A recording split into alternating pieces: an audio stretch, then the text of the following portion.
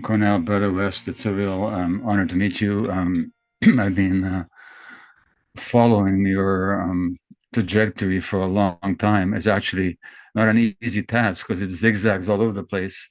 Uh, I'm actually not, even if I just looked at your academic appointments, that's enough for several lifetimes. Um, but you know what? Let me ask you with a completely neutral question. I'm just struck by the painting behind you of somebody comforting a kneeling man. What is that about? What's the image? Is it a biblical image? Oh yes, yeah. This is one of the last great masterpieces of Rembrandt, the Prodigal Okay, Son, that sits now okay, at St. Petersburg. But it's right, Rembrandt just giving it his all along. The Gustav Glimpse, the kiss as well on the other side. right. Uh, but I just want to begin by saluting you, though, brother. I mean, you are one of the few favorites of my beloved wife, Anna Heat. She's a distinguished professor herself in psychology at Long Beach Community College. And she has been singing your praises for many years and for very good reason. I'm telling you, man. And Wow. wrestling with trauma and wrestling with ADHD and ADD and all the various ways in which wounded people try to make sense of the world. And you have such not just a brilliance, but a wisdom, not just a sensitivity, but a genuine compassion for others as well as the world. It's a very beautiful thing to witness in any historical moment, let alone a grim and dim one like we're living in right now, though, brother. So that it is a unadulterated joy and blessing for me to be in conversation with you, and of course your kids, with your daughter. We saw the interview with your blessed daughter, brother Aaron's work Mm. over the years, of course, with Naomi Klein and a whole host of others. And the Canadian U.S. connection is a fascinating thing. It really is. Well, you know what? So let me tell you about the Canadian-U.S. connection. So I arrived in Canada at age of 13 from Hungary as a refugee after the anti-dictatorship revolution, anti-communist revolution in 56. We got him in 57. And in the fall, I was going to school here in Canada, and all my classmates were listening to the World Series of baseball, you know? And I come from Hungary, where our team was one of the best football teams in the world for several years in the 1950s. In fact, we didn't lose a game for several years. And anyway, what was I was struck by that this baseball series between two American teams, they called it the World Series. And I thought, what are you talking about the world? It's only one country. And and I thought to myself, only the Americans are arrogant enough to call that the world, and only the Canadians are stupid enough to believe it, you know? That's So so that's the Canadian American connection.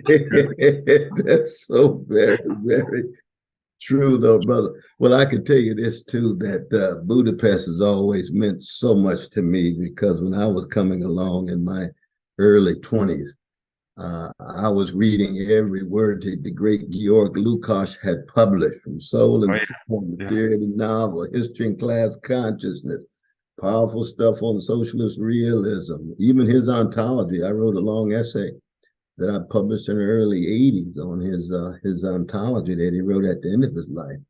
But I mean, Lukács has got to be one of the towering intellectuals of late European modernity, from the collapse of the Austrian-Hungarian Empire all the way through the Soviet Yeah, Union. I think he died in 71, which is 20 years before the collapse of the Soviet Empire. You know, that's right.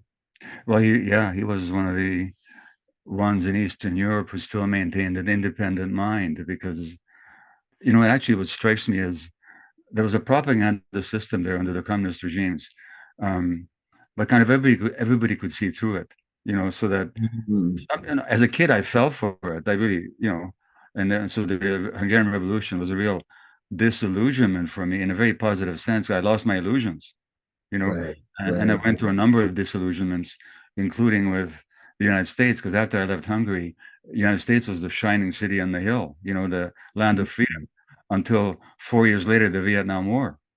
And here's this shining city on the hill, raining death on this small Asian people.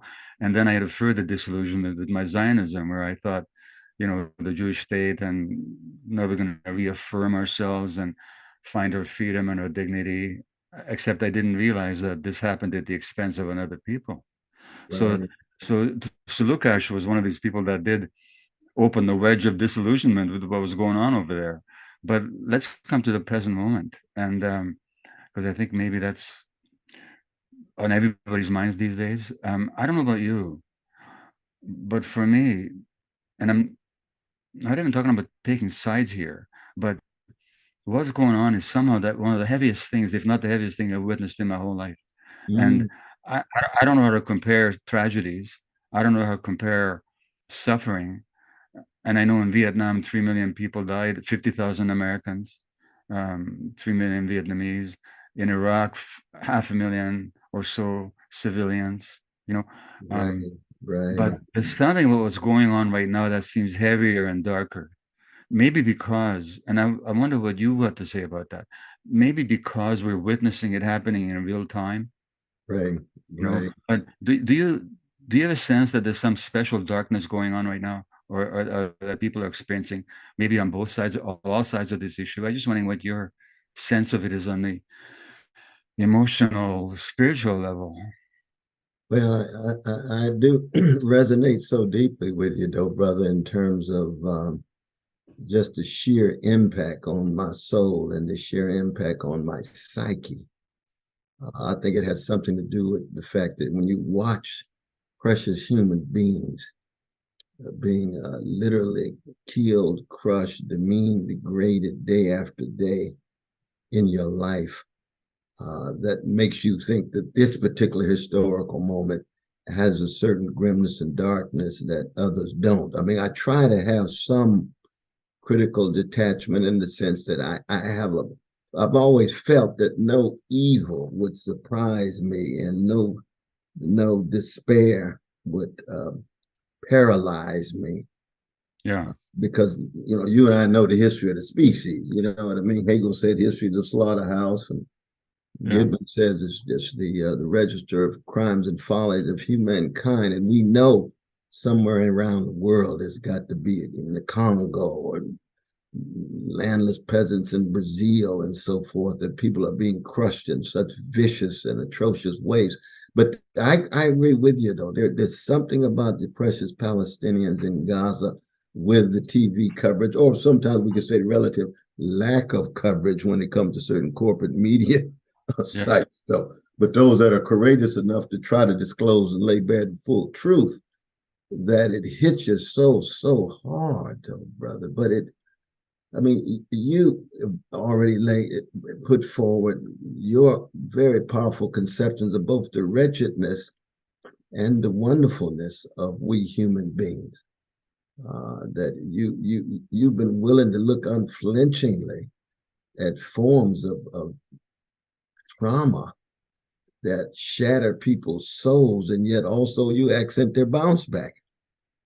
And I would want to accent the bounce back of the Palestinians, even in this grim and dim time, even as I don't in any way want to downplay just what genocide really looks like on television, the crime of genocide, what it looks like on TV, and trying to ensure that they don't feel as if they're in the world by themselves. Very I much so. just I just came off a call, and I want to know your response. Mhm. I teach a certain kind of therapeutic program. It's called compassionate inquiry, and we have hundreds of students around the world, um, including Palestinians and Israelis. Mm, And my Israeli students have been deeply disappointed in me because, or some of them have been, because they say that I speak on this issue with full empathy, compassion for the Palestinians, but not for the horror that struck the Israelis on October the 7th. And I have to kind of cop to that, because sometimes when I'm trying to speak to the history of this, and I'm so aware of the history that's not been told, as you mentioned, the history of the one side has not been told in the West. right. The history of indigenous people generally is not told.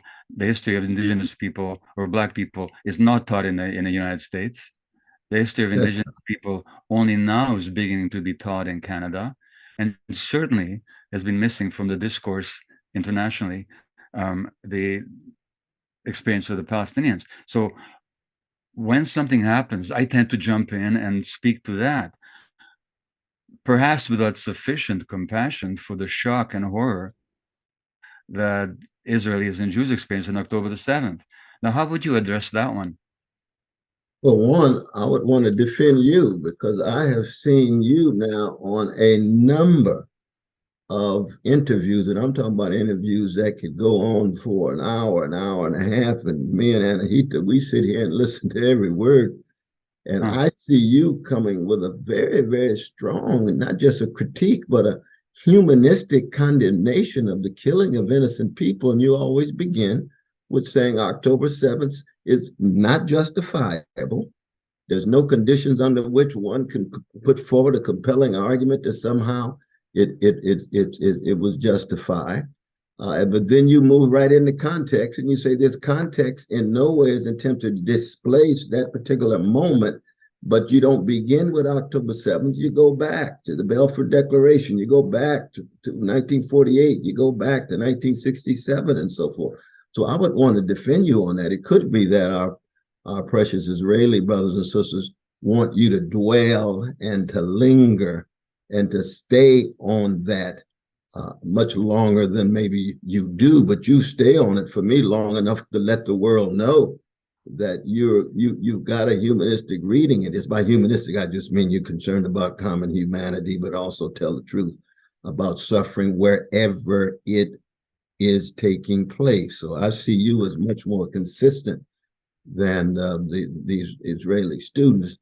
But given their situation, or given the lens to which they look at the world, maybe they just wanted more words, more time spent on their suffering as opposed to the suffering of those almost 4,800 precious children who have been killed, and 12,000, of course. If they say it's about 10 or 11, but they've got 2,500 in the rubble that they can't find. So there's a good chance that they've already gone. But you and I know that in the end, it's not a matter of taking sides. It's a matter of engaging in a fallible but courageous quest for truth and keeping track of humanity wherever you find it. And when you tell the truth about the history of occupations and the history of dominations, the history of subjugations, you always connected to your precious family in terms of the crimes of Europe, and you make that very, very clear. And I think that's as it ought to be. But you and I, we're always going to be, in some sense, misunderstood, misconstrued. We get ready for character assassination. We get ready for being marginalized and pushed to the periphery when it comes to trying to tell truths about peoples whose suffering has been rendered invisible for so long in the mainstream narratives. It's just the fact. You and Brother Pape and Finkelstein and the others, the Chomskys and Stanley Aronowiczes and others, my dear friend Edward Said, that's always been the case. And so we're ready for that. But what I do love about your I would call it discourse is too abstract, but your intellectually informed way of bearing witness is that you do have a humility that's very rare. Very, very rare. Much as I love Noam Chomsky, Noam Chomsky is not the most humble brother in the world. You know what I mean? He's got a Cartesian sensibility. This is clear. This is distinct. This is transparent. I'm laying bare, and he's so often right, and we love him for that. But you come across, it's almost, it's like Chekhov. I think Chekhov for me is the greatest literary artist of late modernity. And Chekhov always has this sense of humility, sensitivity.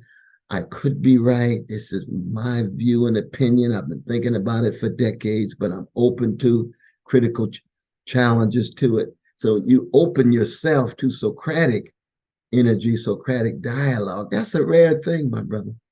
That's a very, very. Where do you think you got that from? I mean, it had to do something to do with family. I'm sure it has something to do with your intellectual mentors. Where does that come from?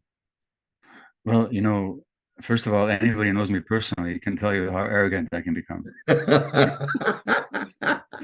I, I always used to say, nobody's ever accused me of not being arrogant, But when it comes to intellectual matters or historical matters or the matters that I've studied, addiction or stress or illness, human development, I have a certain degree of confidence that once I've studied it and I've come to the conclusions that I've arrived at, it's not necessarily that I'm right, but I'm very well grounded in where I stand. So I don't have to come across as arrogant about it. Mm. I can acknowledge the possibility of me being wrong, and I'm just waiting for somebody to point out to me where I am, and where I am, I will admit it. So it's it's not so much humility as non-defensiveness, I would call it, because when I am arrogant, it's a defensiveness, and when I'm confident about something, as I am on this Israel-Palestine issue, because I've studied it inside and out for so many years, doesn't make me ultimately right, but I'm very confident on the ground that I stand on. I want to come back to you. You've been through so much yourself. You've been challenged so much. You've also spoken so much. You bring so many different sensitivities to your work. I mean, there's what you call your socialism. There's your incredible sense of music, particularly jazz, and I'd love to hear more about that sometime. Your philosophical background, like your friend Chris Hedges, you're a former theologian, a divinity student as well. Yeah, Chris is a and, giant. and you're a universalist. How does all that together for you? How does all that come together for you when you take a stand, for example, on Gaza? All these streams are flowing to this river that you are. How did they all come together? How did Mm. you how did you arrive at that? Well, that's a wonderful question. I'm not sure they really come together. There may be a lot of dissonance shot through, just flow, Huh. and it stays in the flow because I'm not one for coherence. I've read too much David Hume. I read too much Kierkegaard. I've read too much Montaigne, who are exemplary skeptics. You know what I mean? I always think every Yeah. form of coherence is hiding some kind of incoherence. Every form of consistency is hiding some kind of inconsistency. But in the end, I think for me, it has so much to do, my brother, with my family growing up on the chocolate side of Sacramento. I wish you had a chance to meet Irene and Clifton, whose mom and dad, they were just exemplary human beings, deeply humble, just trying to pass on to me and Cliff and Cynthia and Cheryl, my family, treat people right. Don't think you're ever better than anybody. The world is a cold and cruel place, but try to be a light and shining, not because you're better, because of the choices you make. Those are moral choices, those are political choices, and those are intellectual choices that you make. So you're right. I mean, you and I are internationalists. Yeah. We just decide to be internationalists across the board in a world, which, the most powerful ideology of modernity is nationalism. This is a thing that people would live and die for. They wave the flag. I came out of the West family tied to Shiloh Baptist Church, linked to the legacy of Martin King and others, where every flag is under the cross as Christian. And that cross signifies unarmed truth and unconditional love. The condition of truth is to allow suffering to speak. Everybody's suffering, beginning with the least of these. You see, that's what it means for the West family to be fallible, finite followers of Jesus of Nazareth. So you can see my connection to the Jewish contribution to the world, not just modern world, coming out of Hebrew scripture. That particular Palestinian Jew named Jesus, who uses his life to exemplify what hesed, that spreading of that steadfast love and loving kindness to the orphan and widow and landless and homeless and fatherless, the oppressed and persecuted, but to do it in such a way that you still have fun. So we're not talking about any kind of narrow puritanical formulation, and you have to be in some ways suspicious of a dogma, which takes the form of propositions, and try to live a life which goes far beyond language. Yeah. Far beyond language, you see. Let So me my let me interrupt. Let me say something about language. I'm going to yes, quote to you. yes. You're probably aware of this quote by James Baldwin. Um, did you know him personally? Well, I met him a number of times. I didn't really know him, but yeah, I Yeah, yeah. met him. I can see him. He's a southpaw, right, left-handed. I can see him right now, sitting there, Uh, right in anyway, Raquel's club on 98th and Columbus in New York. But go right ahead. I'm sorry to interrupt him. I'm sorry too. So anyway, he said, "We live in a country in which words are mostly used to cover the sleeper, not to wake him up." Wow, wow. And going back to the current Gaza situation, Yeah. you mentioned the media. I was reading the New York Times a few days ago. All the news that we think is fit to print, basically, Right, right, right, right. should be their logo. Not all the news fit to print. All the news we think is fit to print. We choose to. That's right. Yeah. Anyway, there was an article on the current situation in the West Bank, not in Gaza, in the West Bank, as if the two were separable, which they're not. And saying that the article said settler violence threatens stability in the West Bank. Now, what do you make of that line? Settler violence. Here they're actually describing the unspeakable violence that the settlers are every day committing against the Palestinians and have been for a long time. And they say settler violence threatens the stability. What do you make of that? What kind of language is that? Mm, mm, mm. Well, it just lays bare the deep prejudices and the deep presuppositions that assume that Palestinian life has much, much less value than a Jewish life. And they don't see it there, in the newspaper, but it's undeniable if they would just stop for a moment and critically reflect on what that reveals about the lens through which they view the world. I mean, it's unbelievable. But you and I know, this is often the case of ruling classes. This is often the case of establishments. And that wonderful line that Henry James wrote to Robert Louis Stevenson, no theory is kind to us that cheats us of seeing. No theory is kind to us that cheats us of seeing. And you say to the New York Times writers, wow, you have been so cheated of seeing the rich humanity of Palestinians, so cheated in seeing the plight, predicament, the history of Palestinians in your own country. And here then in the New York Times then comes along and says, well, in fact, those lies that have been told about Palestinians that hide and conceal their suffering, we're going to perpetuate those. We're going Yes. So stability is the continued occupation and oppression, and a bit too much violence on the part of the settlers threatens that stability. I mean, I'm not even. I don't imagine they're conscious of it. There was another article maybe 2 months ago about spying between China and the United States, and they talked about, on the one hand, in the front page, about how the Chinese brazen attempts to get information on the U.S. and the U.S. enhanced capacity to get information about China. This is front page stuff.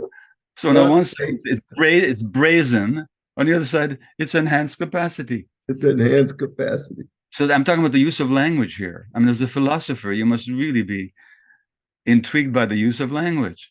Oh, absolutely.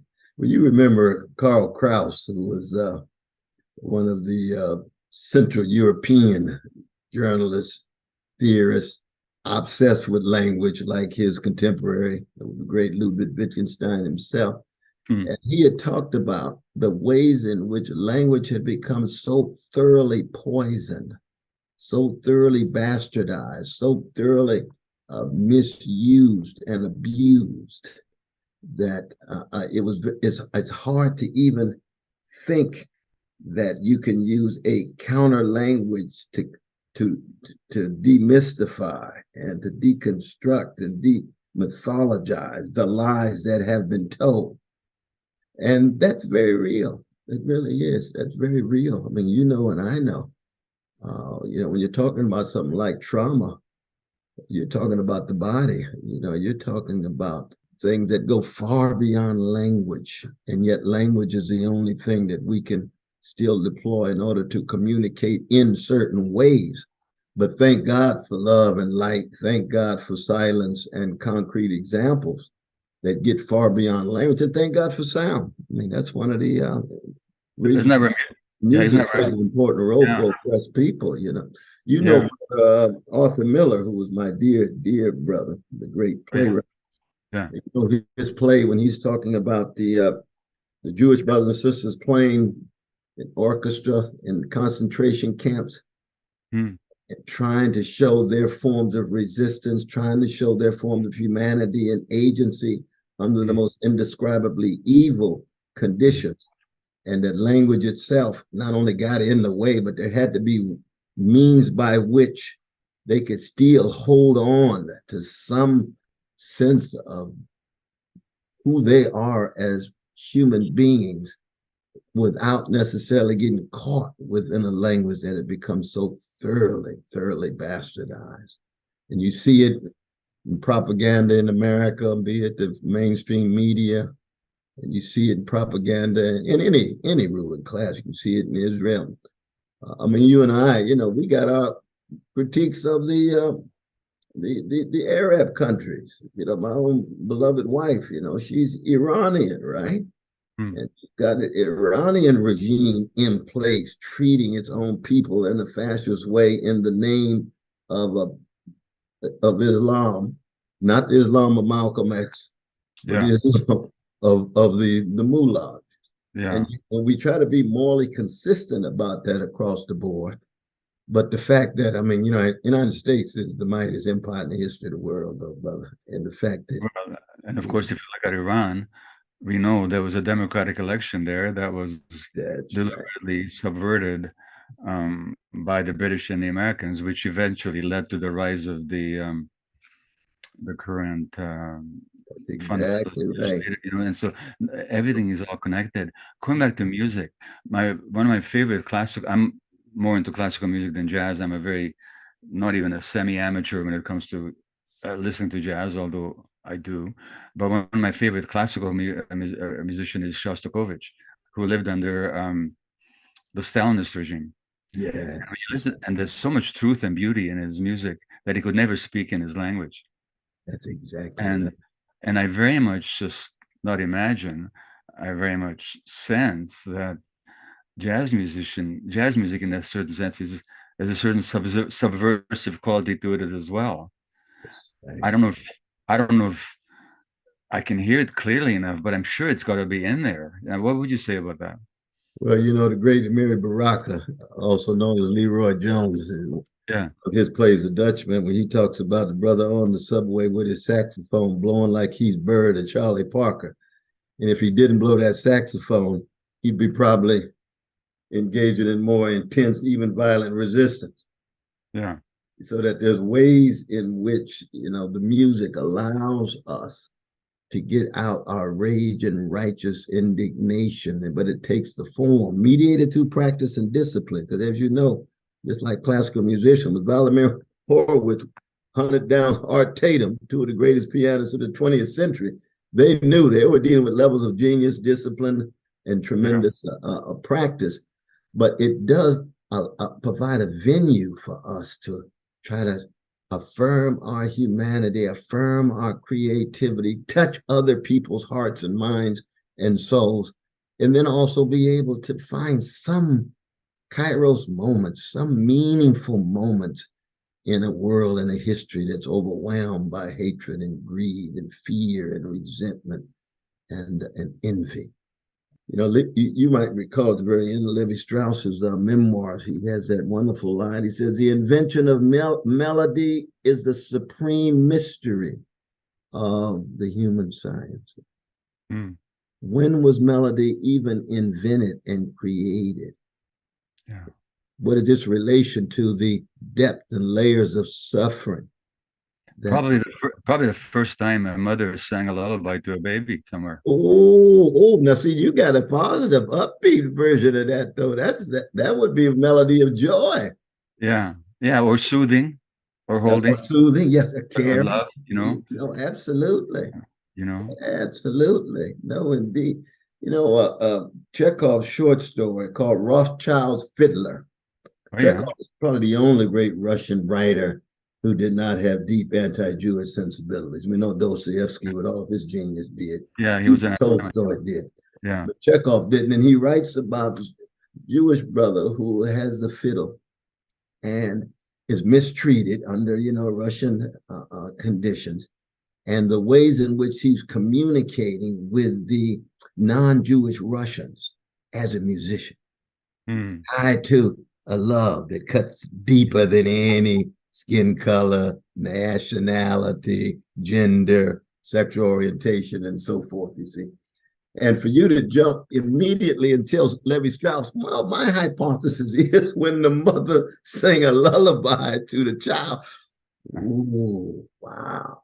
Wow, You know, that's a Chekhovian move on your part, my brother. That's very Chekhov-like of you. you know what's interesting when you mention it? Um, in Eastern Europe, the Roma people, so-called gypsies, the Roma people, Yeah. they're the people who take the music of each country and really transform it somehow. So a lot of what people think is Hungarian music is actually, even Franz Liszt, the composer, he mistook the Roma rendition of Hungarian melodies as traditional Hungarian music. And the Jews played the same role in Eastern. This is not remembered so much anymore, but Jewish musicians would go and play at Christian weddings. Mm, And in the United States, of course, uh, Black people and their music who would entertain the whites. So there's something about oppressed people that find musical expression in music that is so. without the oppressor even knowing this. Without even knowing it, that's true. You think of Kurds in Turkey. That's so very true. That's so Yeah, very, very true. Now, what do you think is going on there, though? aware. In the roles of oppressed people's culture in general and music in particular being disproportionate in shaping the way in which dominating classes, ruling classes. Because you can express emotions that you're not allowed to express otherwise. You can express your grief and your pain, or your joy that the upper classes are divorced from, because in the role of oppressors, they lose their sense of joy. And through music, you can channel all the pain, the grief, the darkness, and all the light. And you can do so in a way that doesn't get you killed, that doesn't get you punished. I Yeah, think yeah. now that may be a simplistic explanation. No, that strikes me as a powerful explanation, no, brother. And Yeah, it goes back to Amiri Baraka. This brother's blowing his horn rather than part of some resistance movement with a gun, then he's going to live a little bit longer. yeah, No, yeah. that's very, very true. Very true indeed.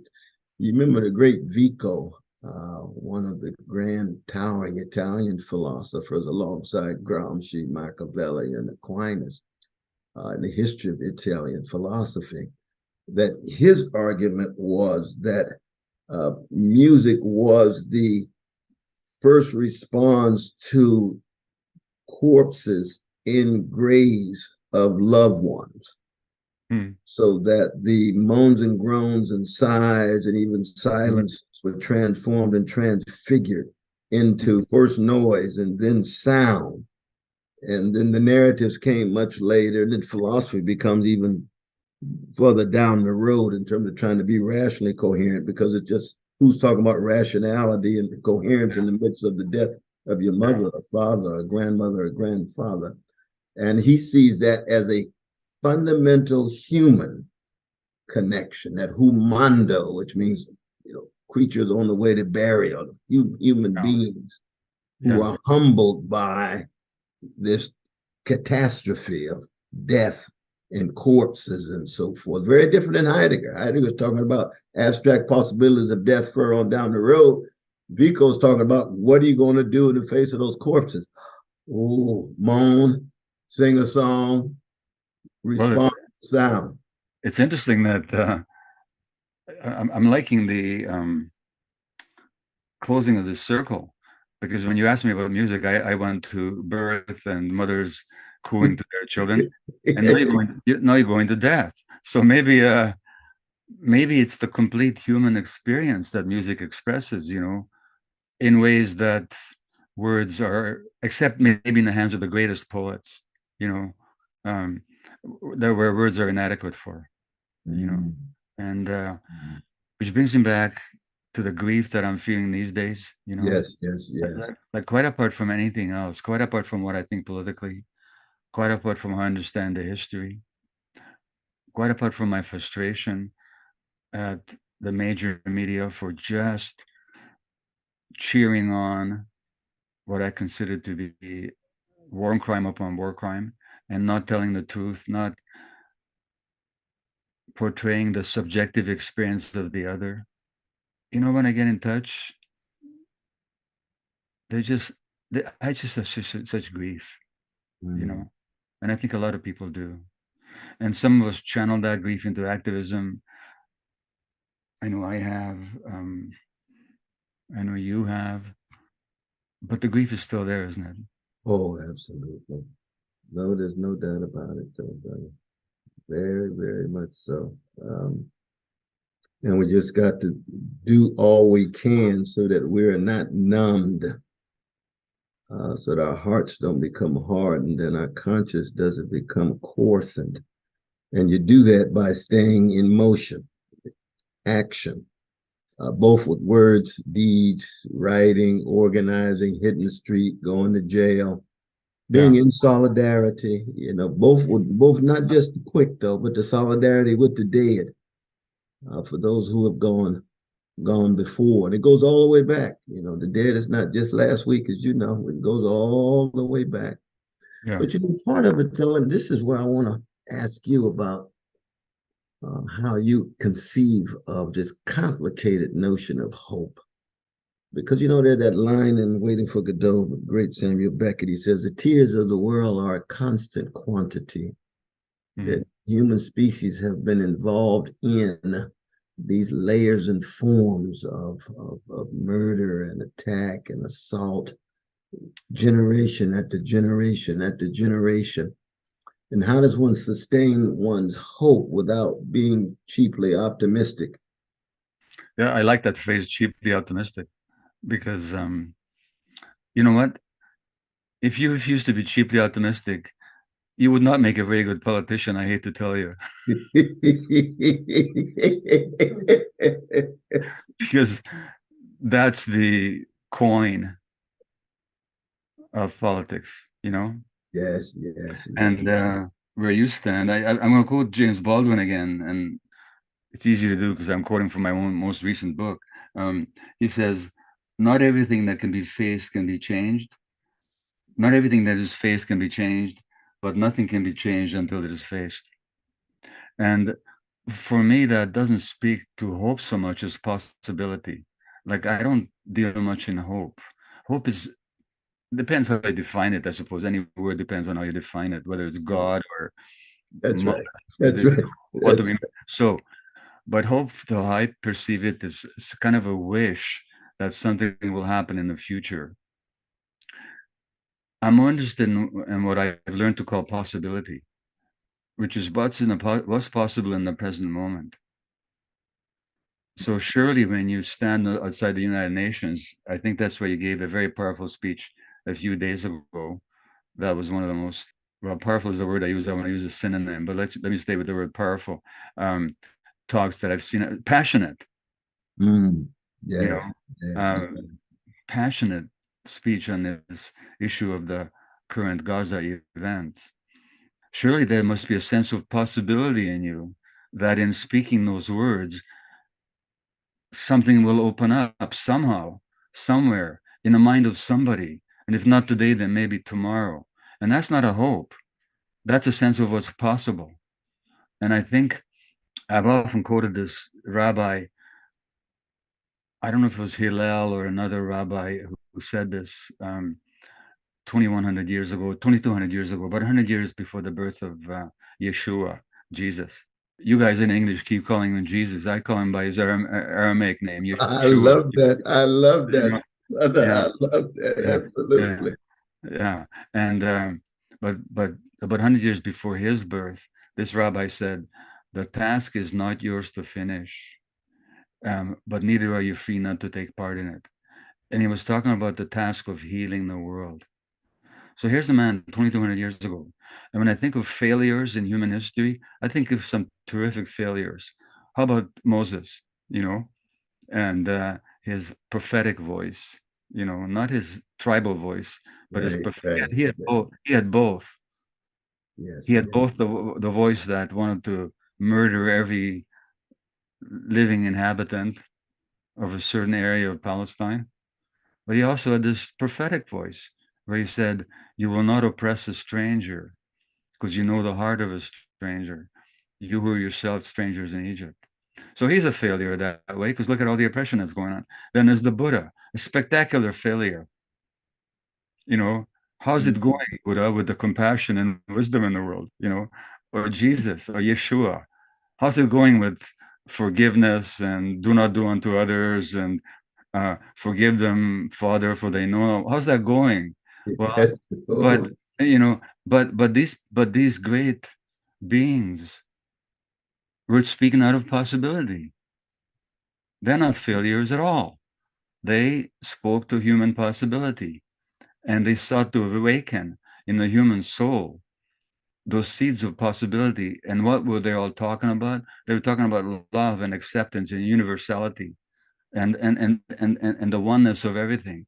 Well, that's a possibility that I don't believe in, Brother West. I know it, even mm, though often I stray far away from it personally. But there's mm, something in mm. me knows that it's there. Something in you must know that it's there. Otherwise, you wouldn't stand in front of the UN and speak as passionately as you do. So that's my response about hope. It's not hope, it's possibility that we're talking to. No, no, I love that. And it's interesting you started with failure. Samuel Baker says, try again, fail better in that last work of Yeah. prose fiction of his, The Worst Word Hope. Try again, fail better. There's a certain enactment and embodiment of possibility that, if in motion, and in many ways, that's the story of your life, though, brother. That's the story of your life, your text, your work, your relationships. How do I enact this possibility so that the worst does not impose closure, so that Mm. the worst does not say, Tina, there is no alternative. You remember that? Yeah. That's what ruling classes often want to say to the oppressed. There is no alternative. There's no possibility. It's the thing that Ernst Bloch spent so much of his life talking about in his work on the principle of, he called it hope, but the principle of hope, utopian possibility in that way. Yeah. And And I'm that with is, you on that. I think I would probably call it a mature, costly hope, because it's not abstract. You see, it's got to be in one's deeds, in one's praxis, that the possibility is shown to others as something that is real, though not yet realized. Is yeah, that a fair characterization? that's a great way to put it. It's real, but it's not yet realized. There. And that's a beautiful way of being in the world. It really is, because it doesn't deny the despair. The despair is real. And I Yeah. think we all ought to be on intimate terms with despair if we have any sensitivity to the suffering of our fellow, not just human beings, our fellow sentient creatures, tell you the truth. Yeah. Yeah. Very, very much so. But I think for the younger generation, I know you and I, we older brothers, man, we OGs, you know what I mean? We've been around a little while. I'm afraid I know that all too well. You No, know, you it, know, you know what? People call me an elder, and I'm thinking, what are you talking about? I'm still having the soft spot on my head hasn't even grown in yet. What do you call me an elder for? But then I look at myself. I'll be 80 years old in January. So if I'm not an elder, who the hell is, you know? But but something in me still wants to resist that, because I don't know. That's another thing I'm fighting, is the fact that we are aging, and you know what? We're on our way out in a certain sense, you know. But you know what? The other side of it is we've always been on our way out ever since we've been born. That's exactly right. And in fact, didn't really have to be here in the first place when we first got here. Yeah, You know what I mean? The first day you're born, you're old enough to die. And in so many ways, that passage of time is a blessing. You know, the fact that you've been around so long to share all that's in your heart, mind, and soul and body, and what poured into you by those who loved you. And when I met Brother Aaron, you know, your beloved son and your sister, your daughter, who I saw interviewing you just the other day, they poured all of that love into your sister Ray. Is that your name? I think your beloved wife's name. yeah. Poured all of that love into you to make Brother Gabor, this, in the language of John Coltrane, this force for good. Yeah. That's a Yeah. beautiful thing. And time's a taker as well as a giver. You know. Well, I don't know how you relate to this, but I've thought about going back to language again. Um, I've thought about this phrase "growing older." Now, that's an interesting phrase, because physically, when people get older, they tend not to grow; they tend to shrink. Oh, But that's yet, there's that expression "growing older." So we could say getting older or becoming older. I mean, sometimes you do say that, but you also speak about growing older. What does that mean? It's possible that growth is possible till the very end. And I'm rereading the Greek playwrights Aeschylus and Euripides and Sophocles, and I think it's in the Agamemnon, I believe, but it could be one of the other Greek plays, that somebody says an old person who's capable of learning is still young. mm, well, I So, like that. so I just I like hope that. that, I don't know when this conversation will end or exactly how, but I hope that this conversation has been, certainly for me, has been a source of learning. I thank you for that. Oh, for me, very much so. Yeah. And I hope also I hold out the possibility that for those listening, there'll also have been an opportunity to learn something about the nature of the world, about the narratives that we listen to and the narratives that we deny ourselves, about the narratives that the colonial mentality would thrust upon us, but which we must, to go back to James Baldwin, don't let the words put you to sleep, Mhm. you know. So just that openness, to that learning. I don't know what I'm saying anymore, except I'm expressing a wish here that that's what would result from this and many other conversations. Well, from my point of view, my brother, anytime I and others get a chance to listen to you or read about the myth of the normal or read about wrestling with trauma, that it's both a learning, but it's also a certain soul touching that leads toward a sustaining of a person. And that's even deeper than learning. And in that sense, you become a kind of musician. Because the great musicians, they don't just teach us things, they touch us in such a way that they can both unsettle minds and empower souls and almost heal bodies in a metaphoric way. And of course, the Greeks used to think that certain music can actually heal people physically. I know Coltrane, Sure. you spent a lot of time reading about those Greek musicians associated with healing because he just wanted the music to Yeah. help people, to empower people, to enable and ennoble people to the best of his ability. You know, one time he was blowing the horn, my brother, and he dropped the horn and started beating on his chest.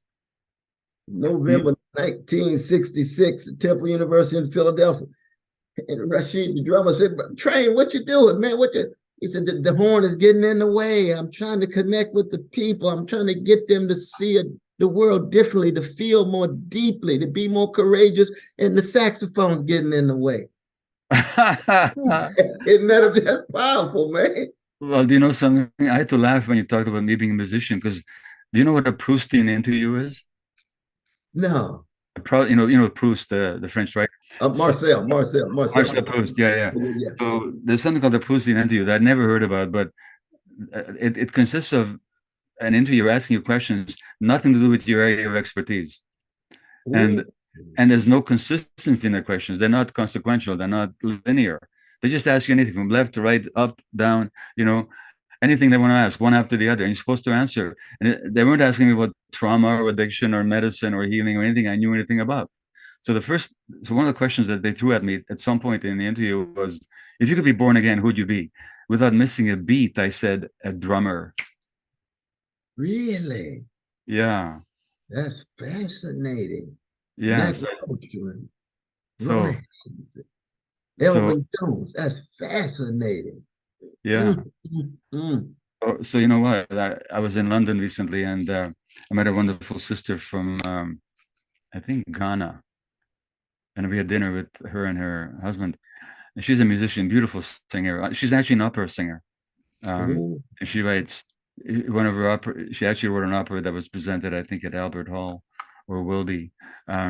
Anyway, after meeting me, and I told her the story, she sent me an email saying, "I'm gonna get you a drum." And I'm going to get you a beautiful African drum, and I'm going to get you a couple of free lessons with a great drummer. So you know what? And for weeks I've been too busy traveling and speaking to even respond to her. But you know what? As soon as the conversation is over, I'm going to get on the email and write Helen Pega, her name is, wonderful person. Helen, please send me that drum. That's true. Oh, I love it. It's very interesting, though, brother, in the history of popular music that Marvin Gaye, who he Yeah, started yeah. as a drummer. Oh, did he? He started a drummer for Harvey Fuqua's group, and the same is true with Teddy Pendergrass. He started as a drummer for Harry Melvin and the Blue Notes.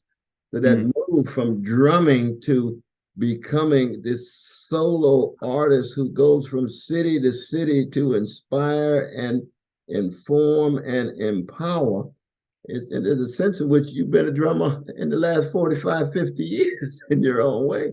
I suppose. And you know what? Speaking of drumming, when you listen to Arabic music, so when the Jews came to Palestine, apart from whatever else happened, which I've spoken about elsewhere and you've spoken eloquently elsewhere, but they also were inspired by the music of the local people.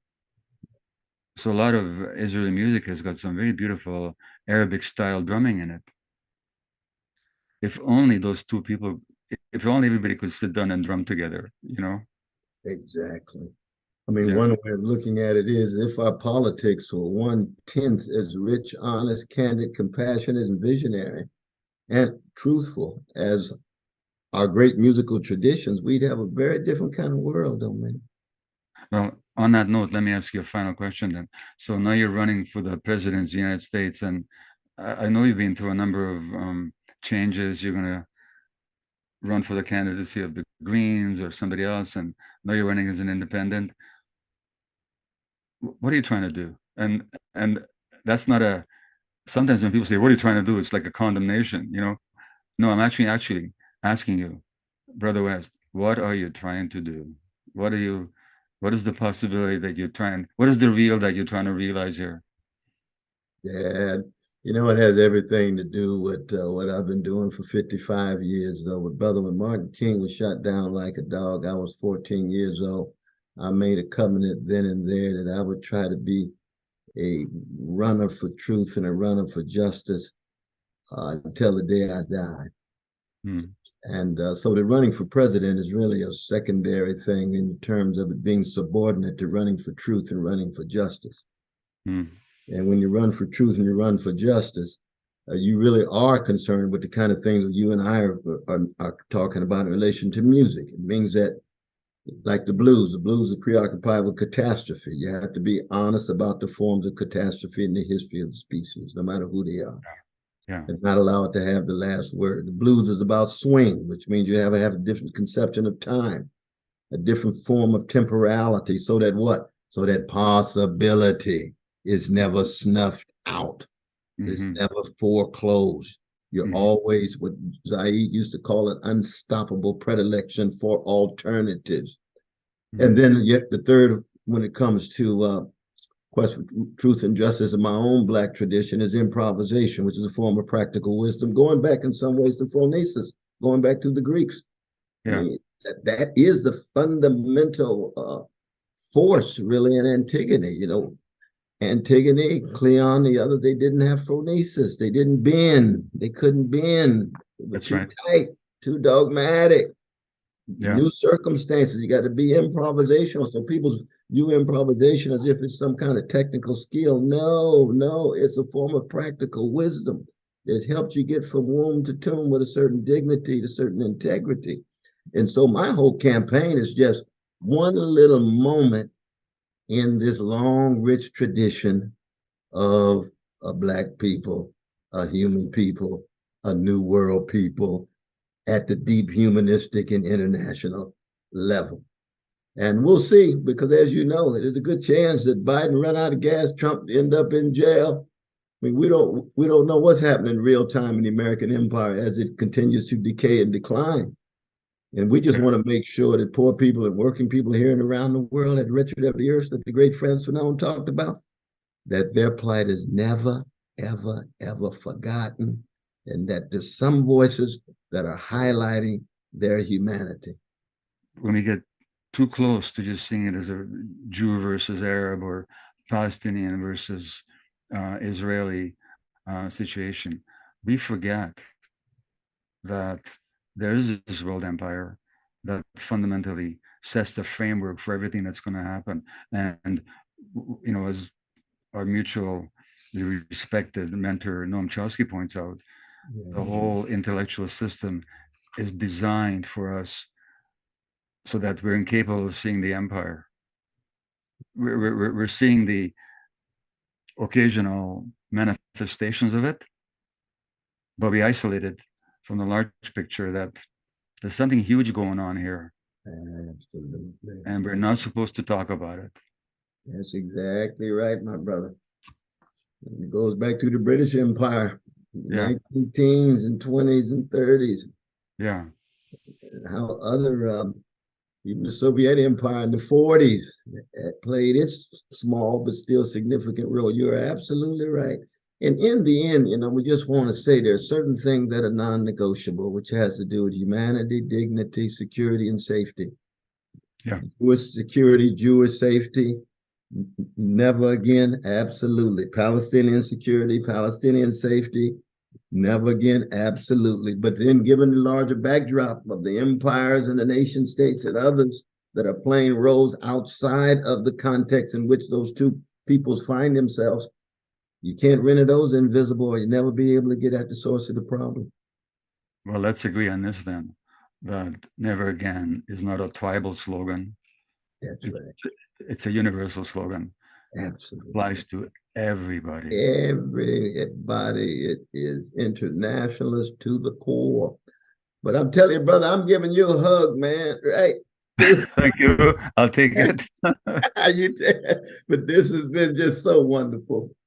Well, I hope we meet in person someday. Oh, absolutely. And I shall have drinks with you, and we'll break bread, and we might even sing a song together. Well, you might not want to hear me sing a song, but you know what? I'll go for it. Well, I'll sing a song with you anytime. I'll bring some drums. I'm not a drummer myself, but I'll bring some drums. You can do your thing too. But thank you so much. And really want to thank Brother Aaron, you know, because he and Anahita really is that this Anahita had sent him a note saying it would be wonderful for me and you. And I tell you, brother, this is just a pure blessing, though, man. It really is. But for me as well. And you know what? If nobody sees this, it still would have been good enough as far as I'm concerned. Absolutely. Absolutely. So thank you. Very true. Indeed. Well, you stay strong, my brother. You too. Bye-bye. All right. All right.